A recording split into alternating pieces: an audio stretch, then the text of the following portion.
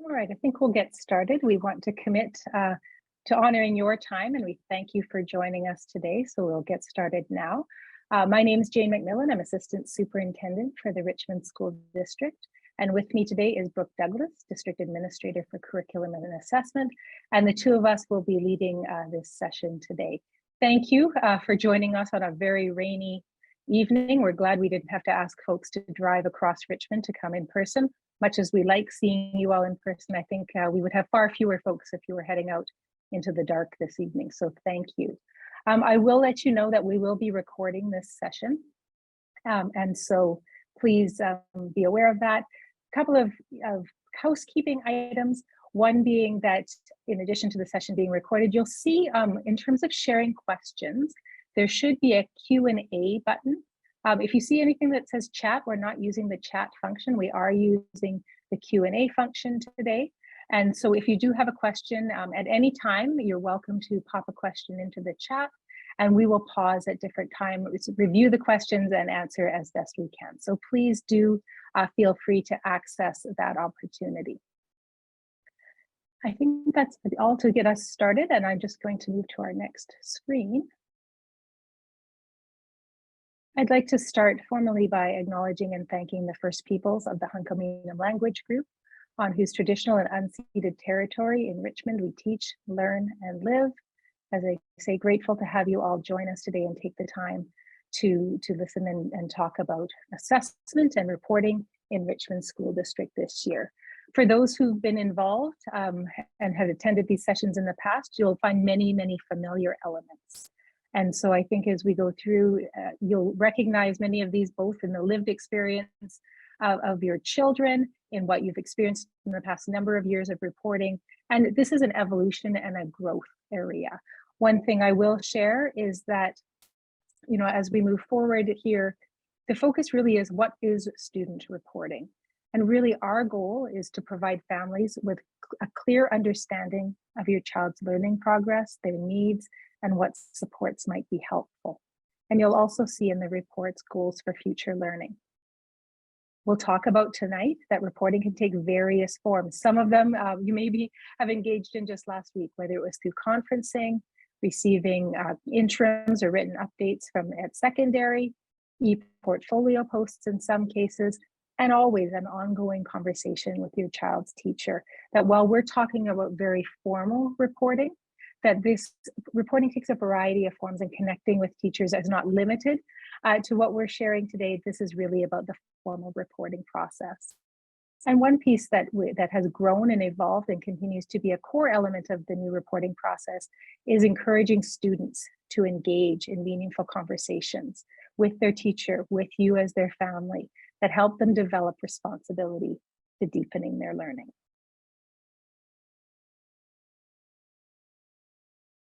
So as we've talked about, reporting on student learning is changing in BC. Those who've been in Richmond for a number of years may be aware that there has been a draft reporting policy, and that is a provincial policy that Richmond has been engaging with in different pilot forms for the last 3 or 4 years. We'll share in just a moment what's different and what's the same. It is not, when we say it's changing, I know sometimes folks are concerned, what does this mean? Will we not have report cards? How will this look different? You'll recognize many elements, and we're going to explain a little bit more about some of the changes here.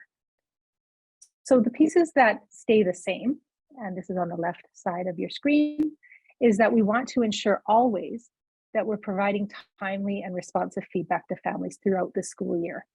And as I say, that can take formal forms through reporting documents, scheduled conferences, but also there's different times that teachers may be touching base with you throughout the year to ensure that you have the information you need and information, of course, that you may wish to share about your child's learning. Formally, there's 5 communications of student learning, generally taking the form of 3 written updates and 2 conferences, or it may take the form of an interim, the more informal reporting piece. Certainly in semester versus a linear system, there's some nuances there, but absolutely ongoing timely reporting options. You'll see written descriptive feedback, that our reports are designed to reflect your individual child's learning and the commentary that reflects that. And one I know that's really important, I know for families who have children in secondary and particularly in the grad years, grades 10 to 12, letter grades and percentages will continue. So that's something that I know in past years there were some questions about what that looks like for students, say in grade 12, as they move into graduation and perhaps post-secondary, that there are still letter grades and percentages for grades 10 to 12. What's new is that the reporting practices will now align more closely with the current BC curriculum and our provincial assessment system. We moved to a new curriculum, and we don't even call it the new curriculum anymore, about 5 or 6 years ago, but assessment practices and the formal assessment practices didn't change immediately. It took some time for that to come online. As well, there were a number of different practices and scales being used throughout the province, and this helps align those. One that we're going to talk a little bit more about is the Provincial Proficiency Scale, and that will be used from kindergarten through grade 9. Right now, we are in the last year before the policy takes effect, and so we've been moving towards this slowly. The provincial policy has all students from kindergarten through grade 9 receiving proficiency scales, and we'll talk about that and what that looks like momentarily, from K to 9. For this year in Richmond, a number of you may be familiar with proficiency scales. Certainly at elementary, more and more schools have moved towards that in the last few years. This will now be all elementary schools as of this year reporting using a proficiency scale. And for grade 8 and 9, it is optional. So this year, schools and classes may choose to use proficiency scales, or they may still be using letter grades for one more year. Provincially, it will be mandatory for the use of the proficiency scale for K to 9. We'll talk more about what that looks like momentarily. In terms of student self-assessment of the core competencies, that's not new. Goal setting has always been part of reporting as well, and that will continue. It's a new provincially in terms of it being mandated as part of the provincial policy. However, that is something that you will have seen in Richmond quite substantively in the last number of years. And then again, this is not new for Richmond, but new provincially, is all students, including students with disabilities or diverse abilities, will also receive regular communications of their learning in the same way as their peers in other programs. And many of you who have children with disabilities or diverse abilities will recognize that at the same time, the entire school is receiving reporting information. Your child, of course, is receiving that reporting information personalized through their individual goals. I'm now going to actually stop sharing momentarily. Oh, sorry, there's one more screen, my apologies. So the proficiency scale, as I said, many teachers, particularly in elementary, have been using the proficiency scale as part of reporting, informally, or both. Many secondary schools, particularly at 8-9, have also been starting to use the proficiency scale in terms of sometimes using it for formative feedback as a student works their way through different learning goals, and some of them have shared it more summatively. The proficiency scale, you may recognize it if you have children who've already written the literacy or numeracy assessments or seen those on transcripts. The proficiency scale is also being used for the graduation literacy and numeracy assessments that all students participate in grades 10 and grade 12. Those are different than the subject areas. It's not the same as English language arts or math 10. Those are different assessments that are written at grade 10 and grade 12 by students, and the way that they are scored and reported on by the ministry are through using the proficiency scales as well. So I think I've built up enough of anticipation about what that looks like. I'm just going to stop sharing this screen and move into a different screen to share with you a video that explains exactly how this works. So just bear with me one moment.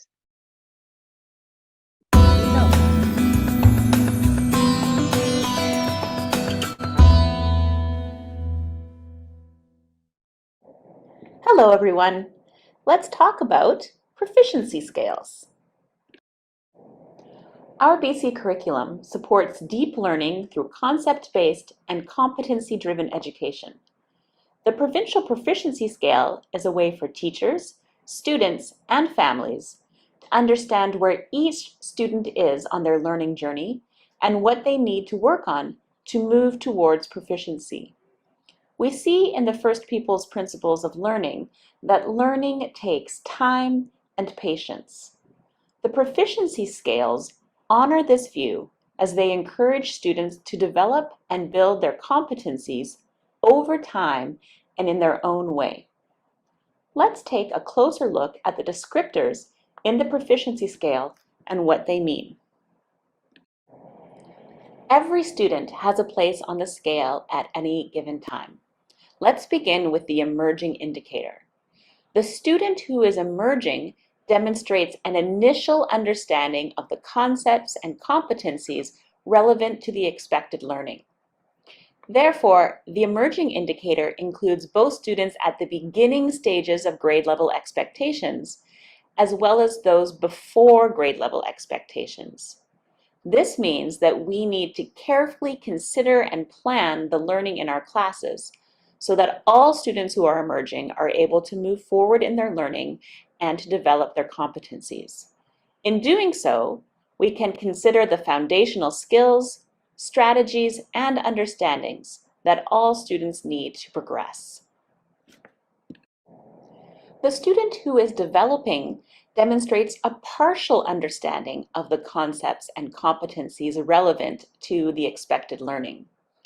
The developing indicator is for students who are showing an initial understanding and are still in the process of developing their grade level competency. It is not unusual for students to spend much of the year developing their skills and understanding as they move towards proficiency. The student who is proficient demonstrates a complete understanding of the concepts and competencies relevant to the expected learning. The proficient indicator is not, however, synonymous with perfection. Proficient means that a student can demonstrate grade level competency. The student who is extending demonstrates a sophisticated understanding of the concepts and competencies relevant to the expected learning.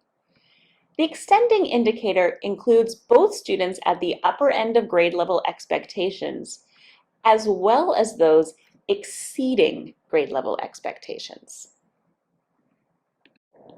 There are a couple of things we may want to consider as we shift both our assessment language and practice. Firstly, these indicators do not directly correspond to letter grades or the descriptors of the BC performance standards. They shift the focus to developing competencies rather than the achievement of marks. Why shift our language? Assessment involves a variety of methods and tools that we use to describe and evaluate student progress towards meeting provincial learning standards.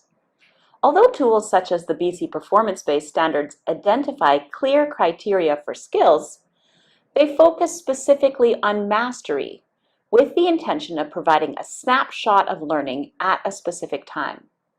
It is important to note that much of the criteria on these performance standards is not inclusive and uses deficit language.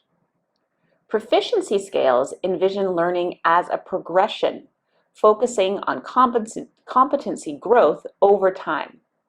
They use strength-based language to describe what students might demonstrate at each stage of learning. This forward momentum encourages students to value competency growth over grades. The 4-point provincial proficiency scale, together with descriptive feedback, can be used to communicate ongoing student progress throughout the year through learning updates and a final proficiency level for each area of learning in the summary of learning. In addition, the proficiency scale can be used to communicate effectively with learning partners through ongoing self, peer, and formative assessment. Learners are encouraged to develop independence. In order to link classroom assessment to reporting, MyEdBC will be configured to report using Provincial Proficiency Scale language. This will be used for the written learning updates and the year-end summary of learning. This graphic shows what it will look like in our MyEd reporting program. There will be a drop-down menu to select the summative proficiency indicator for each area of learning or course. To conclude, the use of the Provincial Proficiency Scale gives students, parents, and caregivers a clear understanding of what students can already do and areas for future growth. Information for this video has been taken from the BC K-12 Reporting Policy Framework. Just going to stop the video, just one moment. There we go. And so that's a description about how the proficiency scale will be used, and it just gives a little bit more information on that. I'm just going to pause now for some questions that have come through the Q&A. We are recording this presentation. There was a question about whether this will be shared online. And so we'll be working with the communications department to have this posted on the district website. There is a question, a couple of questions about ELL. And so ELL teachers, when they're reporting specifically about language acquisition through, and I'm speaking specifically around ELL supports, do have a slightly different, whether they're bridging, emerging, et cetera, moving on that way, that would continue to describe the development of language acquisition in classes. And we're looking at their language of proficiency. Teachers are always looking at what is the level of understanding for the concepts that are being discussed, and then would look to express that through proficiency. If you have a specific question about your child and their language development and how that may be reported, I do encourage you to speak to your child's classroom teacher. A question around peer assessment, because I know you could see on that one slide, one piece that's really growing in beneficial ways is the opportunities for children to talk with each other about their learning. And what that involves, it's not part of formal reporting, but it is part of formative assessment, where peers may share samples, let's say of a writing that they've been doing, and get feedback from their peers to hear more about where they may want to grow.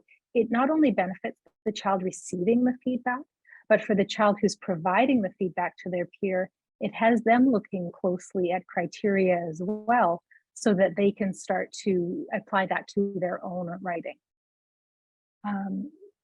So the question about ELL students being marked on language arts, we will be looking at that closely and working with ELL teachers and with classroom teachers as to how to best support that, because when we're talking about a child who has recently arrived in the country and is just at the very beginning stages of language acquisition, we want to honor their learning, but also what's appropriate for them in terms of reporting.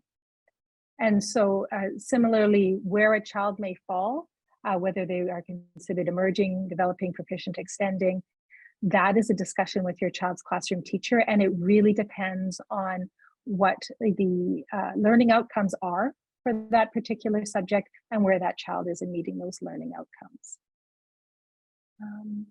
If you're looking for a copy of your child's report, there was a question here, that would be something I would direct you back to the school. For those who have children in primary, and this is another question that comes through, this will be moving from what you may have seen before in terms of approaching expectations, meeting expectations, or exceeding expectations. It is now replaced with proficiency scale language, as has been described. And it really is about, the goal really for our children is proficient. Extending is that deepening understanding, more complexity, but proficient would be what we're really aiming for all children to work towards, knowing that they may find themselves in different aspects of the scale as they move through their learning journey. That's one of the key pieces, is that it is growth oriented, and it is about where is a child in the learning journey and what would be the next step. Just looking at the questions here. If there's any others that I've missed. So one question about receiving performance scales. Depending on the teacher and how they use this performative assessment, you may see on different assignments, children may be looking at proficiency scale language to talk about their understanding. It will absolutely be used in formal reporting from K to 9 on the two learning updates and the summary of learning at the end of the school year. In terms of extending, it really depends on what the concepts are and where that child shows in their understanding. And then children, in terms of letter grades, they will not be receiving letter grades from K to 9. It is being replaced with the proficiency scale. K to 3 has never received letter grades, so that this is a change to proficiency language. For students grade 4 to 9, they will be receiving proficiency scale, but not letter grades any longer. 10 to 12 will continue to receive letter grades.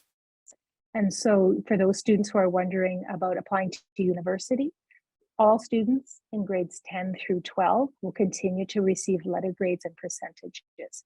However, I will let you know that certainly universities are aware of especially in BC, of our system and our reporting policy. And as different universities receive applicants throughout the world, there are a variety of different reporting policies in different countries, and they navigate those through. However, just to reassure you, all students grade 10 to 12 will receive letter grades and percentages, which are recognized obviously at university throughout the world. And then there was a question in terms of whether this is across the country. It is a provincial system, so this applies to BC. In colleges and universities, they are still very much on the grading system. I'm not privy to those conversations as to whether they will move to proficiency scales at some time. Hard to say with the future. And then I can see some questions that are outside of our purview for today. And so if you have questions that I'm not able to answer for you right now, please do connect with your child's teacher. And then for those children who are moving from, say, grade 9 to grade 10 and that transition to letter grades, one thing that students I think will have become very well versed is they'll know where they are in their journey, and they will know their next steps for learning.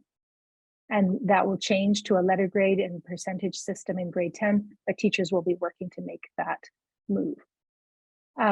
In terms of what has built for this change, it really has been about, and Brooke, feel free to jump in here, it's moving to a strength-based system that's more descriptive, that gives families and children a better understanding of what it means to be in different spaces in your learning journey. It is more descriptive and is more strength-based. I don't know, Brooke, if you want to add to anything to that.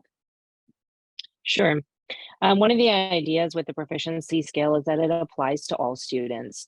And so what that means is that in any area of learning, students, there's the full range of where we are on that learning journey, from emerging all the way through to extending. And so that there is an opportunity for a student to see themselves right where they are in a strength-based positive place, with the knowledge of what they need to do next in order to move forward towards proficiency, which is the goal of the proficiency scales. Part of what has been driving that change in part at the ministry level is having that strengths-based approach, that where we are is where we are, and that we all have a next step, and valuing that is perfectly acceptable to be where we are, and we all have a next step to do and are growing. And so the proficiency scales really honors that continuum, which applies to all learners. Thanks, Brooke. And I'll just continue on with this question. Yeah, sure. It is very possible that students will spend time at the developing level. That would be very typical when we're starting a new grade. We typically start that grade somewhere on the continuum, but to be developing, which if we think back to how developing was defined, which was at the beginning of grade level, that would then make a lot of sense. And it may take the bulk of the year to move towards proficiency, but there's really no there's really no required pace for that. Students are offered the next step in their learning as it pertains to them individually. And so they'll grow and progress at their own rate, just like when they were learning how to walk and just like when they were growing their teeth, they did that in a way that was appropriate for them. Thank you, Brooke. And I know this for myself as a parent and for others who grew up in a different system, that if for some folks there's a desire to translate that, we want to go back to, well, what does that mean in terms of letter grades? And I would encourage you to move away from those pieces. Certainly from K-9, our goal really is to move students with their learning journey in a way that they understand where they are so that they can grow. And so this will apply to all subject areas. I appreciate that question. So all of the subject areas that are currently being studied by students, this would absolutely apply to those subject areas. And I appreciate there's a comment about understanding the scale gives students an opportunity to know where they are and where they are in terms of next steps. It's not about failing, it's about growth. And so, and I would encourage for parents who are wondering, how do we know what proficient is? There's an overall proficiency question embedded there, but also as a child is learning a particular concept, connecting with the teacher if you have questions as to whether they're within proficiency for that particular area. I'll maybe speak to the piece around how students will adjust the understanding of their performance as they move from grade like K-9 proficiency scales into 10 to 12. And I actually think because proficiency scales are based on proficiency indicators, so students having a very clear sense of what does proficient look like, I actually think that, and we'll see a bit because this is a new system, but I actually think that students will be more connected to where they are in their learning, and it will make more sense to them because they will have been having those ongoing conversations for years and years about, you know, this is what proficient looks like, this is what your work is, and how can we take some steps closer to proficiency? So I actually think that they'll be more connected to their own learning journey than what letter grades alone does for them. And so I think that that will give them an advantage actually when it comes to the 10 to 12 system. And certainly if this question, if your child is sort of in the grade 8, 9, 10 range, but they'll be well versed in proficiency scales at that point.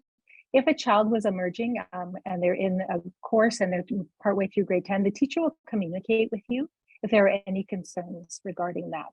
As we've sort of, our goal for the students is proficient. So to ask that if a student's receiving proficient for different areas, that certainly tells you they are absolutely on the right track. If a child is emerging and not showing growth, the teacher would then be communicating with you. And the last question, just before we move on, I'm just conscious of our time here, is this applies provincially to all schools that follow the provincial curriculum and certainly would be falling under the purview of the provincial reporting policy. And so I'm going to, and thank you everyone for your questions. These are very, very thoughtful and we appreciate your time. I'm just going to move forward in the presentation. So let me share my screen one more time. And we'll just move to the next piece here. And that is about core competencies. And I'm going to turn this over to Brooke Douglas. Thank you, Jane. So core competencies are, again, a part of reporting that you will have seen for many years now.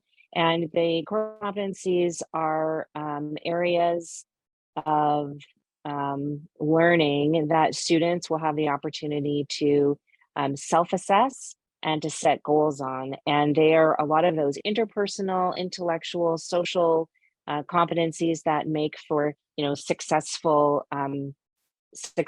lifelong skills. And so they're grouped into 3 categories: communication, thinking, and personal social. And as part of the reporting sort of sequence through the year, students are asked to work with self-assessing and reflecting in each of these different areas, and then formally share that with you as their family at conference time, and at reporting time. This may take a variety of forms. It could be a verbal sharing that your child shares at a conference. It could be a video of them doing an activity or speaking about something that may be seen on their portfolio. It could be a drawing. Certainly at a primary level, a lot of our core competency reflections are primarily drawing and sort of less written reflections, whereas as students age and develop more writing ability and communication through writing, they may be doing more of that reflective work in written form. Students are also asked to think about these in different contexts. So it's not just a school thing, but it's, on the playground and at home and in their families. These are skills that are for application everywhere in their lives. And so there's really an importance being placed by the ministry on students having that sense of self and self-awareness and being able to identify, how am I at collaborating? The core competencies are available on the ministry website and are broken down into facets. And I would really encourage you, because they're actually not a K-12 tool, they're like a birth to death tool. And so I would really encourage you to even just take the communication one and to go and look at it for yourself and to do a little bit of a self-assessment on yourself.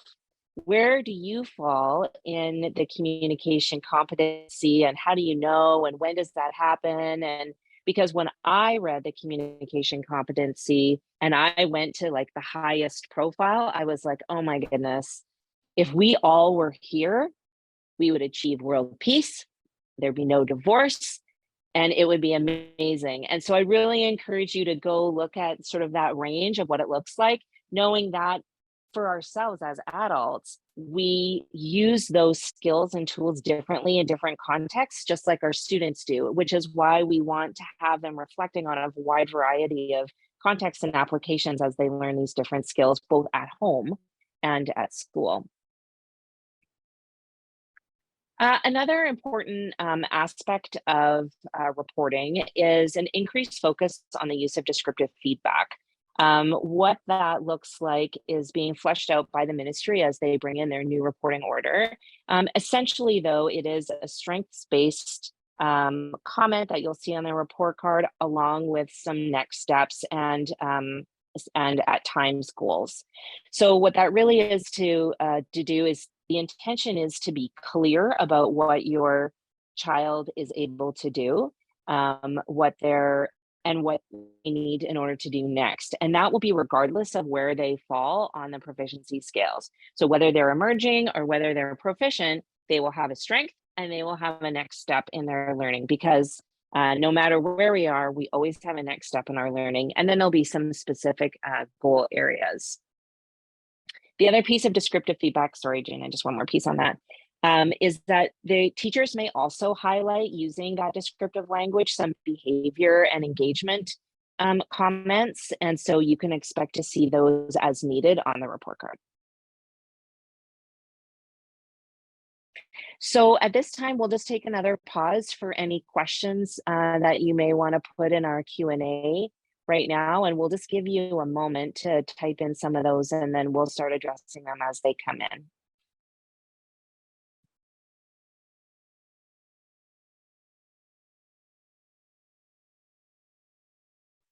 There was a question: if a child is still emerging at the end of the year, that's not a deficit necessarily. It really does reflect where your child is in their learning. And it also may be a time, if a child is not showing growth and staying within emerging, where the teacher or the school may be talking about different supports to help your child in their learning. Certainly, if you have any questions, as always, we're giving sort of a global K-12 presentation, and really some of these questions are very much personal and very much, as they should be, about your individual child. And I'd absolutely encourage you to connect with your child's teacher if you have questions in that regard. The proficiency scale, I'll just quickly someone was just asking if they could just have a quick look again. So let me just pop back. If you want to take a picture with your phone or a screenshot, let me just, oh, actually, this is probably your best option right here. Sorry, the video would keep it moving, so it's not possible. But if you look, I'd also encourage you, if you just type in BC curriculum proficiency scale, you should be able to get quite a clear images. This is a provincial share as well. This isn't a Richmond only opportunity. So feel free to, as I say, take a screenshot of this, or if you just have a browser search for Proficiency Scale BC, it should come up for you. Just watching for any more questions.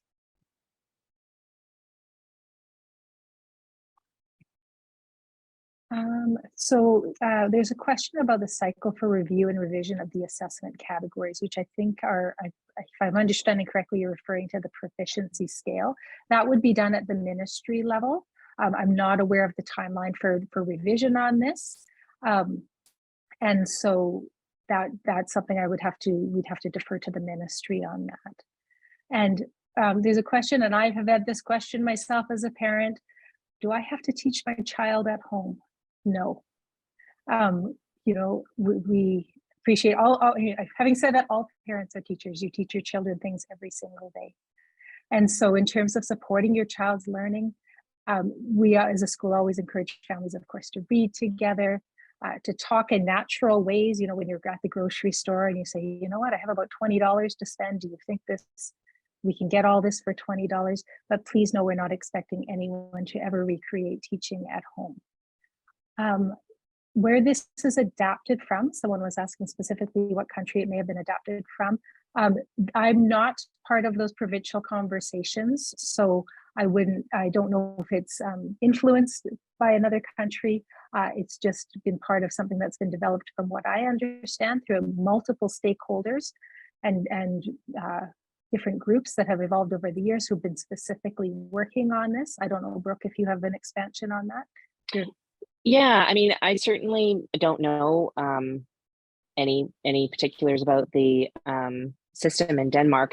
However, I can speak to that proficiency scales are an aspect of formative assessment. And what we do know about formative assessment, which has been researched internationally and large scale, small scale, case study, quantitative, qualitative, in all the ways, formative assessment is one of the most powerful ways of moving learning forward for students. And so that would be the major driver behind why we would adopt such a practice, is because it's kind of like coaching.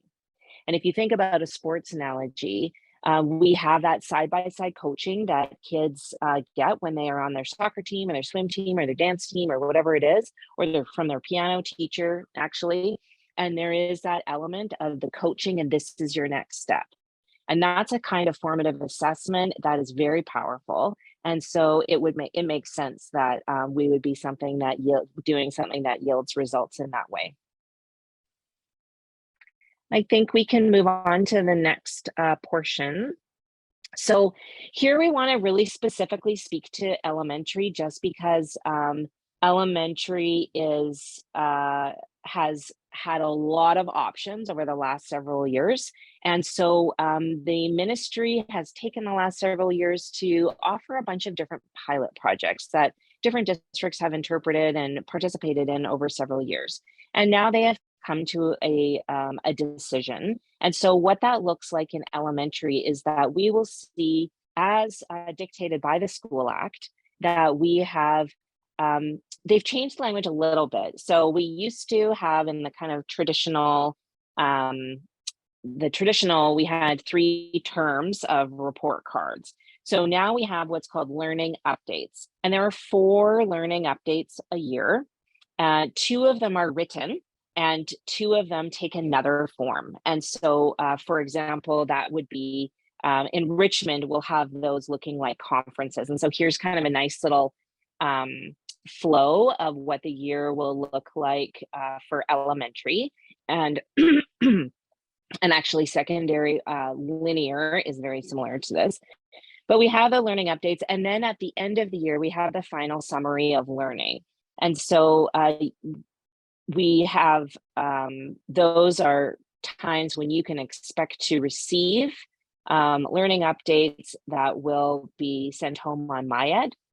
And those conference times, there are 2 of those as well. And then the final written summary of learning will also be posted on MyEd at the end of the year.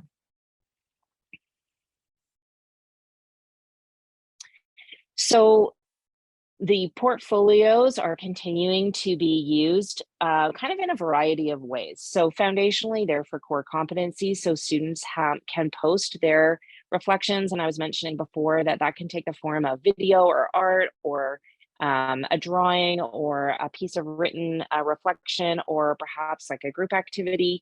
And so that can be housed on the core competent on the portfolio, and students can then refer to that and see their how they're changing over time, which is one of the important aspects of reflective work. However, there are also some students will use portfolios to document their learning and have a back and forth conversation with their teacher. Some teachers will use them as a window into learning to show the types of activities and learning experiences that students have in the classroom. And so while there's this kind of consistent use of portfolios for core competencies, there's some other optional use that your child's teacher can talk to you about.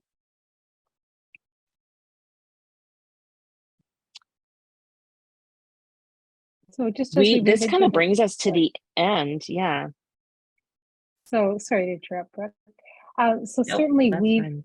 answered some questions, and I know there's a couple more questions that are coming up in the chat now that we'll follow up on.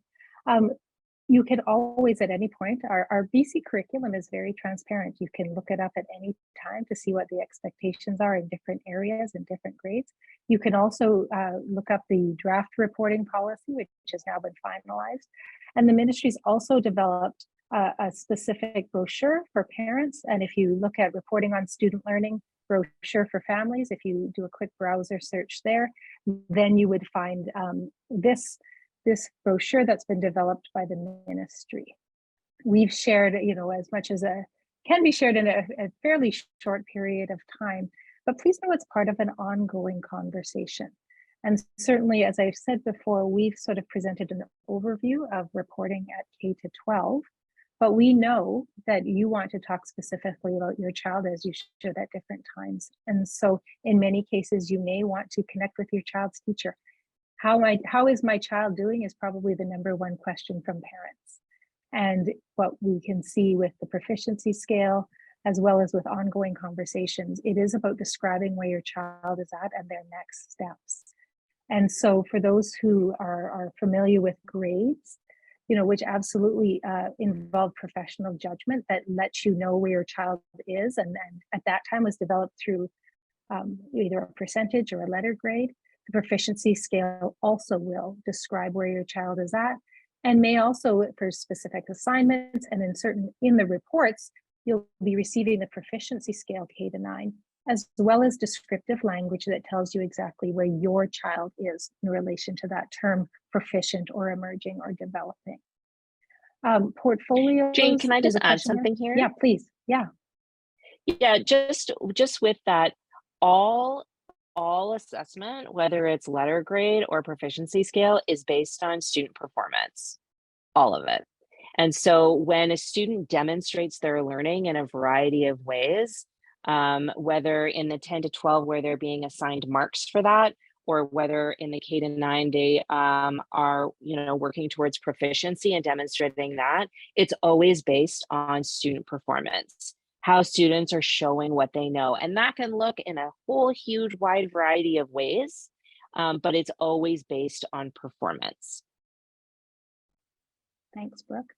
Question around portfolios. Portfolios have always been an optional tool for our teachers to use, and that will continue.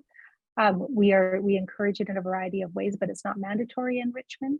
And so we are currently evolving it to look at how we can continue to grow and provide opportunities for teachers to engage in that. So you may find you had a classroom teacher who was using portfolios and the next year's teacher was not. And that's really that's where we are at currently, and we aren't mandating it across K-12.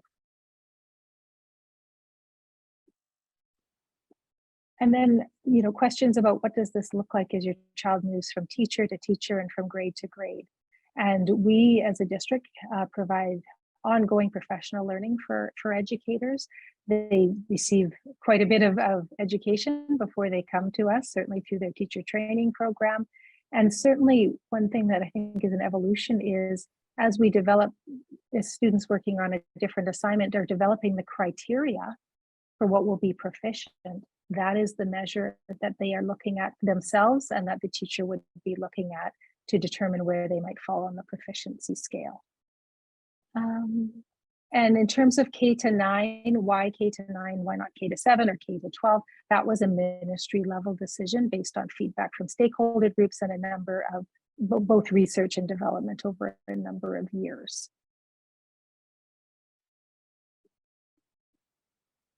I'm just watching to see if there are any more questions.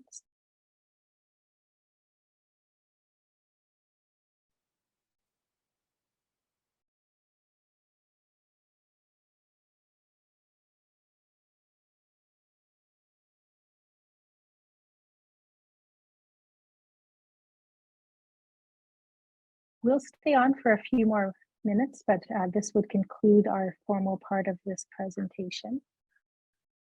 And want to thank everyone for taking the time out of their evening when we know you're trying to organize dinner. Maybe you have home reading, maybe your children are letting you know about an event that's suddenly happening tomorrow that you haven't had a chance to prepare for. We know it's busy. And so we really appreciate you taking the time to join this conversation this evening. And thank you for your questions as well. Couple questions that have popped into the chat. In terms of MyEd, that is the actual program that teachers are using to record, to create their written reports, which would then be sent home to you. So you don't need a specific account for that. The reporting that we've described, everything we've described today is in effect now in Richmond, with the exclusion of, for grade 8-9, teachers have a choice for one more year as to whether they'll use proficiency scales or letter grades. Starting in the 2023 and 2024 school year, this will be in effect provincially. And I think those percentages in classes, that won't be part of regular practice.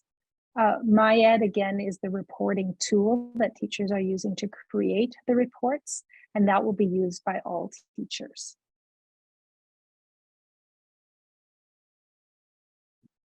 And just to add with MyEd, so at secondary, report cards are already available on the MyEd parent portal. That's been a past practice that all report cards are published on the parent portal. And so at an elementary, sometimes they've been posted on the student portfolio and sometimes they're sent home in paper. And so it's really best to check in with your school about their process. And certainly a question around the scales, it is an adjustment. It's not something that we grew up with, that perhaps in our own schooling. And certainly, I think the question is always, where's my child at, even within proficient, within emerging, within developing. And that's where the descriptive commentary that will come with the proficiency scale will probably be most helpful for you. If at any point, as I've said, you have questions about where your child is at, and where they fall within that range, that would be a great conversation with your child's teacher. I think too, if you're wondering about your child's growth, like whether they're making growth, I think it's not, I mean, just ask. Are we seeing growth in these areas? Especially if it's like, the teacher gave feedback at the conference saying like, these are some next steps. And then you want to follow up on that and, it'll come home in the report card, here's the growth or here's not the growth. Like, I think never hesitate to have that conversation because it really is about everyone working together to support students in their learning.